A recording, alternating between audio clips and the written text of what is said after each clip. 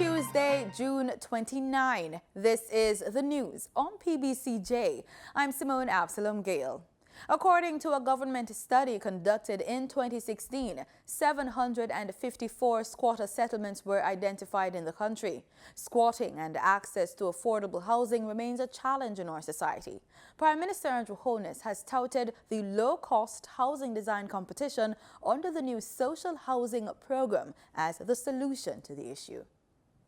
We can make major impacts on the cost of housing by how we design the houses and the materials we use to build the houses. Now, we have put out a building competition, a design competition, and that competition was launched on May 7th, 2001. And so far, I gather we have 300 persons registered to participate in the competition. I suspect we will have much more than 300.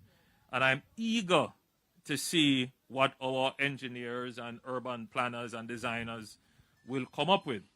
So what we want to get from the competition is a design unit that uses materials that are easily available, cost-effective materials, but materials that are also durable, that are suited for our environment, and materials that are easy to use in the construction process.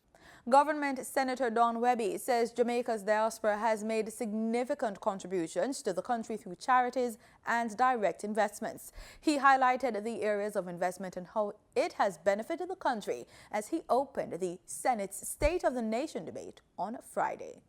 Senator Don Wehby says before the pandemic, Jamaica's economy was moving in the right direction. Stock market, and sorry my colleague Senator Bunton is not here, stock market outperforming the world. Tax revenues ahead of budget. Senator Samuda, business confidence, the highest level since 2001. The net international reserve reached the highest since independence. And the debt to GDP ratio was under 100 at the March 2020. The advent of the COVID-19 pandemic saw the country's economy slowing to a relative halt. But throughout the challenging time, Jamaicans living abroad kept up their support. Senator Wehby says remittances went up by 20%. One thing I know is our diaspora is passionate about our country and love our country. I want to thank them for their significant contributions through charities and directly investing in agriculture, education, and the health sector and community development initiatives. Again, I want to pause, Minister, in terms of your engagement of the diaspora. You know, I'm a part of that. You are doing a fantastic job. Thank you very much. He is urging members of the diaspora to continue to support the country. I therefore want to encourage the Jamaican diaspora to continue to invest in Jamaica, as the diaspora represents a reservoir of social and financial capital which we must be optimized by national development. We will build back stronger. Senator Wehby says everyone has a part to play in the nation's social and economic recovery, and work has already begun.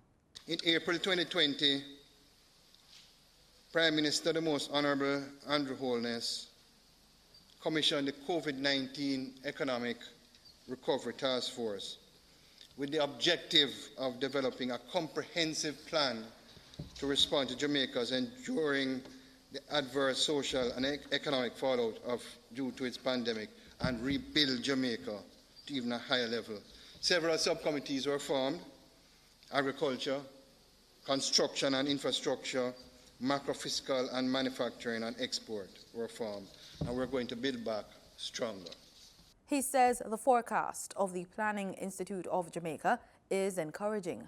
After 4 quarters of economic decline, the PIOG has projected that the economy is set to grow by as much as 9% for the second quarter of 2021 and 48% for the fiscal year 2021-22. 2022. He says this projection has the support of the private sector. Jamaica joined the world to recognize International Day of the Seafarer recently under the theme, A Fair Future for Seafarers. Rear Admiral Peter Brady spoke of the important role of the island's seafarers at a recent JIS think tank. Day of the Seafarer, as you may know, is celebrated on the 25th of June every year. And the aim is to project what these people, these professionals at sea, do for our lives and livelihood. When I say that, they're the ones who operate ships that bring valuable trade to our country. Now, the world, the globe, the economies of the world depend on trade by sea. And about 80% of global trade is taken by ships, of which about the global value is about 70%. But that is on a global basis. In our region in the Caribbean, we depend far more on shipping because of our island nations, how we are situated. And in our case, over 90% of our trade comes by sea. He said Jamaica will continue to work with the International Maritime Organization, its Caribbean partners, and with industry stakeholders to ensure that Jamaican seafarers have both fair treatment and a positive future. He notes that Jamaica has designated seafarers as essential workers, and his organization is calling all nations to do the same. The commodities that we use, the food we eat, the medicines which we are now yearning for, especially for the COVID situation. All of these things come by sea. So it's important for us to realize the very, very important way that ships are bringing to our lives on a daily basis.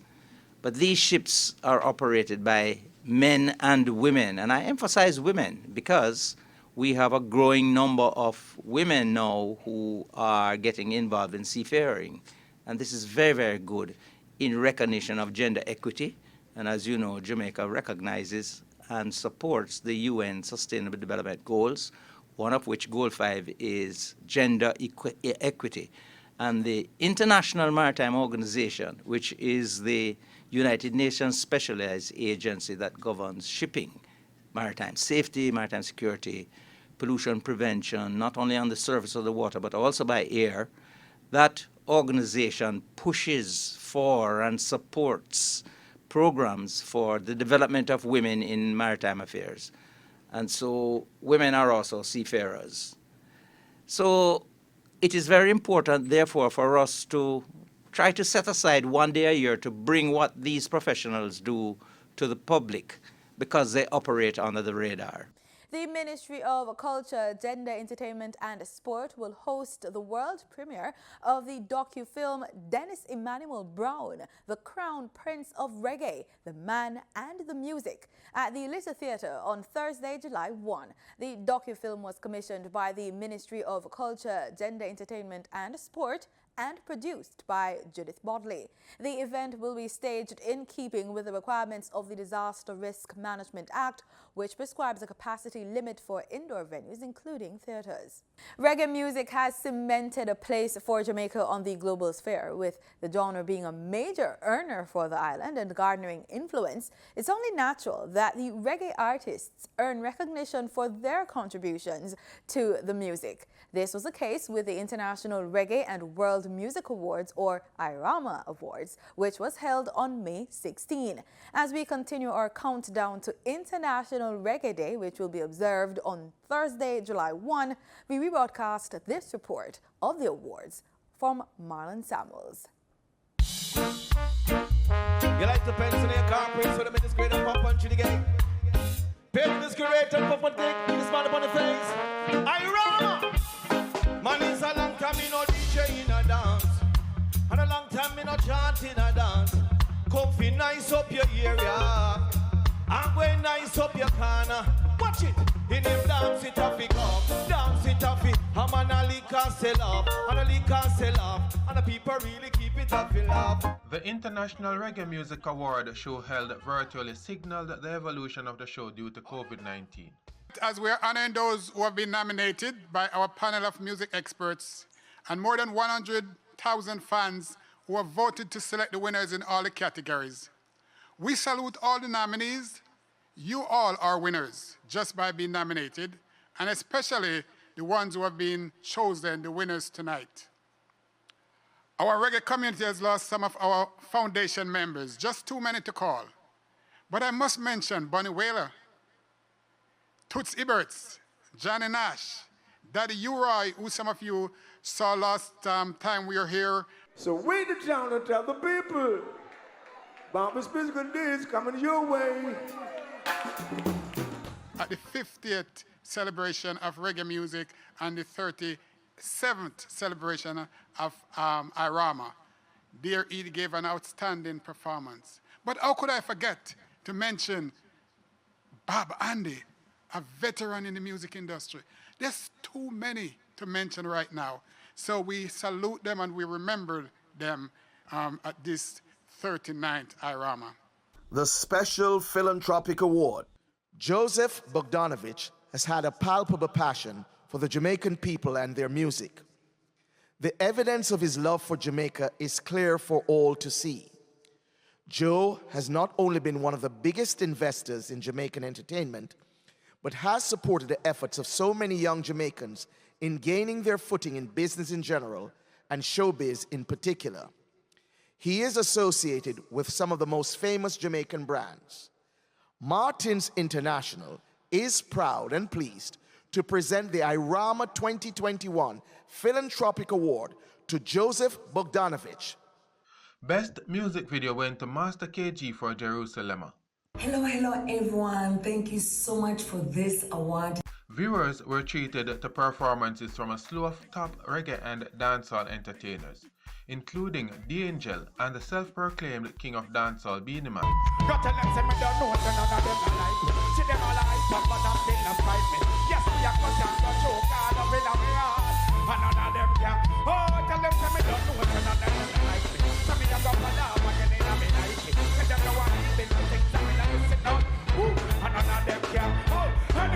Give me the girl with the wickedest slam. The kind of girl when no feel a vaccine man. Man, if you want to get the medal, you want to get a slam from a real ghetto girl again. Ziggy Marley was given a Lifetime Music Award for over 40 years of contribution to reggae and world music. I don't condemn, I don't convert. This is a calling, have you heard? Bring all the lovers to the fold. No one is gonna lose their soul. The Peter Tosh Award for Recording Artist of the Year went to Coffee. Here are the nominees for the Tootsie Bert Award for Best Album CD. Upside Down, Badminton. In Search of Lost Time, Protege. Higher Place, Skip Marley. One World, The Wailers featuring Skip Marley, Faruko, Shaggy, and Cedella Marley. Hot Shot 2020, Shaggy. The IRAWMA goes to Upside Down by Buju Banton. Best Dancehall Entertainer Stagecraft went to Beenie Man and Bounty Killer for Versus. Thank you very much for another award. And I wish Bounty Killer was here with me to collect this one, but Beenie Man and Bounty Killer and Beenie Man. So we are strong. Blessings. Rasta beloved. Thank you very much. Congratulations were also in order for Buju Banton. The 2020 Emperor of Reggae and World Music Awards for Entertainer of the Year. That's the Bob Marley Award for Entertainer of the Year. The nominees are Buju Banton, Coffee, Popcorn, Protege, and Sizzla Kalonji. And the IRAWMA goes to Buju Banton. The aim of the International Reggae Music Award is to bring nations together through music and culture. Follow the rules and regulations of IRMA country. And I want to show respect to the flag and the national anthem. Propaganda is going to work to the best of IRMA ability for IRMA country. Cause Jamaica, land I love, is the land that I man really love. I love the lucky, I love the selfish. I'm a love, I'm a national dish. For the news on PBCJ, I am Marlon Samuel. Rights and justice, and if a crime, we going fight it. You see the crack and the coke, we don't like it. Some of the tax administration of Jamaica's online services will be suspended beginning 7 p.m. Friday, July 2 to 7 a.m. Monday, July 5, 2021, as scheduled maintenance work is undertaken to improve the business experience of the online platform. The TAJ in a release says taxpayers who conduct business using the Revenue Administration Information System will not be able to conduct their usual online transactions during the period of the scheduled system downtime. These services include filing business-related tax payments, system queries, TRN and TCC services. Taxpayers will still be able to conduct some online transactions during the maintenance activity. These services include property tax and query, traffic ticket and fitness fee payments. For further information, call the Tax Administration Customer Care Center at 888-TAX-HELP. That's 888-829-4357, or visit their website. Time now to get the latest market updates in this quick business report with Gabriel Thompson.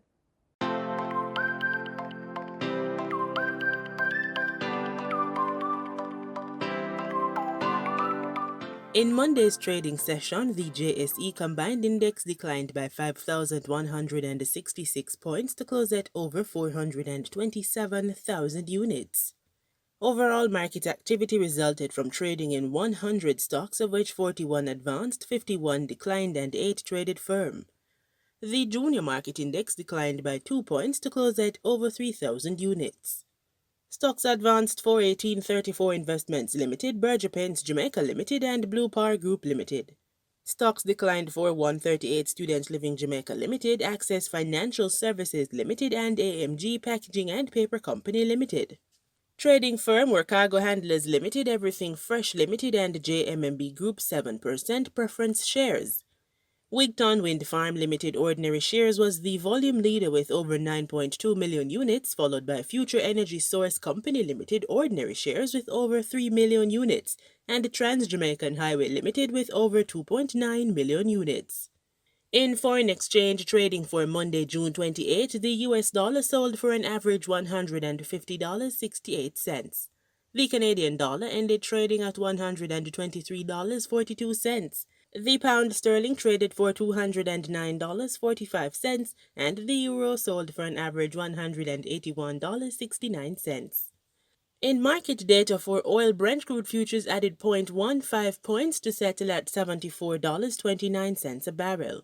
West Texas Intermediate crude gained 0.05 points to settle at $72.96 a barrel. And that does it for this edition of the Business Report Inside the News on PBCJ. I'm Gabrielle Thompson. Pleasant viewing.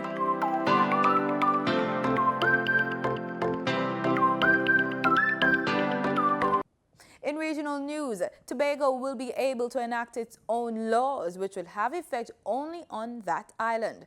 This, according to Planning and Development Minister Camille Robinson-Regis. She says this is one of the major changes being proposed as the lower house debates on the Tobago Self-Government Bill 2020. Sunil Lala of TTT News has the details. First time, Tobago could have the power to enact its own laws, but Planning Minister Camille Robinson-Regis says if there are any inconsistencies, the national law will take precedence. These laws will have effect exclusively in Tobago and will require presidential assent to have effect. However, Madam Speaker, Tobago Acts cannot amend laws passed by the National Parliament. Additionally, the island will not be able to make their own macroeconomic policies, but according to the minister, they would be able to borrow, but would need approval for external borrowing, since there is focus on central government when borrowing internationally. The legislation therefore recommends that any such external borrowing undertaken by the Tobago Island government should be subject to the approval of the Minister of Finance A Tobago fund will also be established to consist of monies for use for Tobago and other monies that they may collect, earn or through grants. Mrs. Robinson-Regis adds that an annual allocation for Tobago has also been agreed upon. The ministry recommended a minimum allocation of 6.8% of the national budget based on Tobago's population size, land mass, and geographical challenges. As it relates to the maritime border, the minister says after expert advice, this cannot be separated since it could mean an act of separation from both islands. We propose that Tobago's administrative responsibility for marine waters should extend to a distance of 11 nautical miles from the low water mark of the island of Tobago. The bill also seeks to repeal the words that Tobago is a ward of Trinidad, since the minister says it has become a source of marginalization and deep pain for Tobago. Mrs. Robinson-Regis says the bill will require a special three-quarter majority in the lower house and two-thirds support in the Senate. She is urging the opposition to support the bill rather than abstaining from voting. Sonolala, TTT News.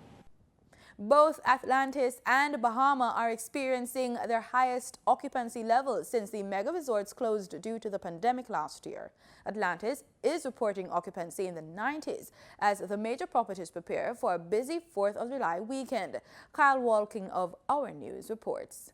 It's coming back faster than we anticipated. After little to no tourism activity last July, summer 2021 is looking much better than expected, according to Tourism Minister Danusia. Bahama officials confirming occupancy in the high 70s this week and 80s next week. Meanwhile, Atlantis, which reopened the Cove, Reef, Royal, and Coral Towers, is over 90% occupied. We never really are 100% go for 100% booked, but we'll be in the mid-90s, which is exciting. The first time since our closure back in March of 2020 that we've seen occupancy levels this high. Atlantis President Audrey Oswald says over 3,000 employees are back to work, with the resort to bring more back on soon.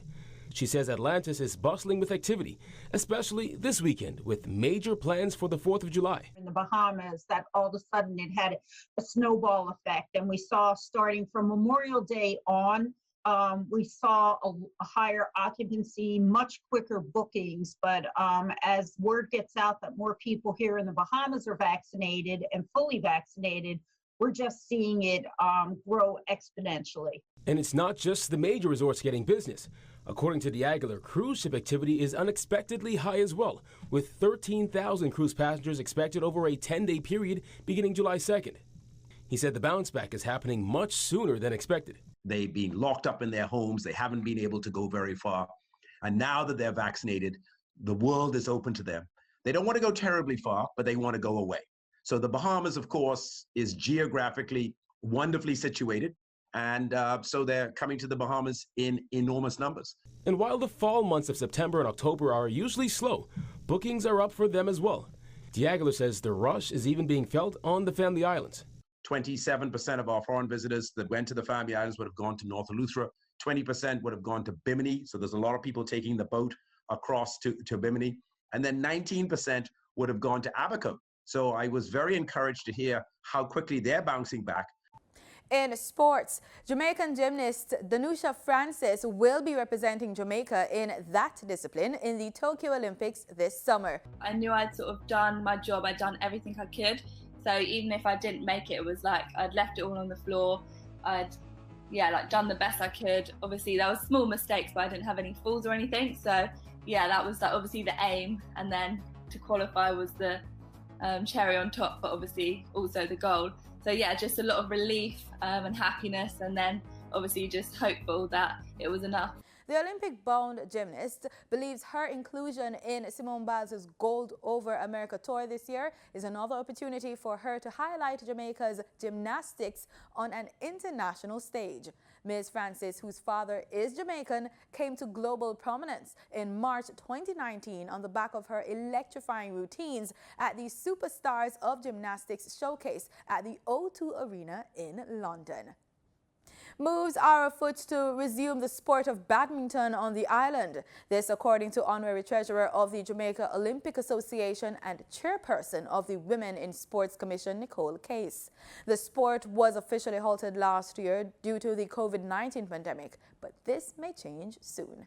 We recently launched outdoor badminton, which is what is branded as air badminton, and we will be going on a campaign throughout the summer to ensure that we spread the word through communities and through various social outreach programs to be able to share that badminton is a sport that can be played recreationally and to deliver some very solid wellness criteria for your life.